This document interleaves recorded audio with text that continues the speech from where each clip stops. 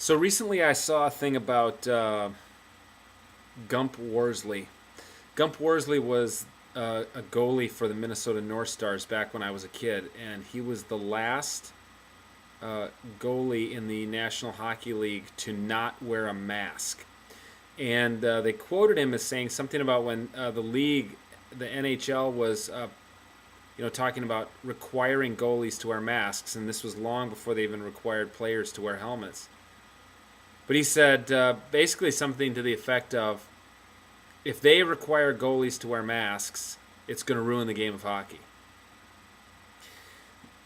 I find a lot of comments on my blog from people who disagree with my positions on whether or not someone who's gay or lesbian or bisexual or transsexual or intersexed can be a wholehearted follower of Jesus Christ, even as they work to live in loving, monogamous, and sexually active relationships. I see a lot of that same kind of thinking that Gump Worsley had. It's called, in common parlance, called the slippery slope argument, and it basically goes, if we allow fill in the blank, then something horrible will happen. If we allow gay persons to consecrate their monogamous relationships in church or in court in legal means, then pretty soon people are going to be having sex with dogs and wanting that to be legal. Pretty soon people are going to want to have three-way or four-way or 18-way marriages legal. I think in general that slippery slope argumentation reasoning is fallacious. Here's why.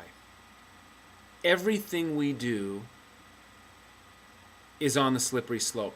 We all live on the slippery slope, if there is such a thing, which I don't think there is. But let's just say, hypothetically, there's a slippery slope.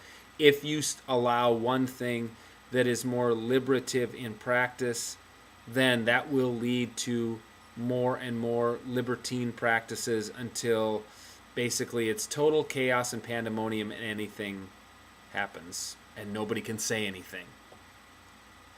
A, that's not how it works. That's not how the world works.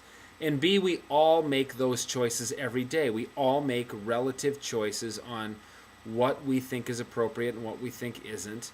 And allowing, even consecrating, even blessing or legalizing gay or lesbian unions will not lead to interspecies sexual activity. Or, to put it even more honestly, there already is interspecies sexual activity in our world.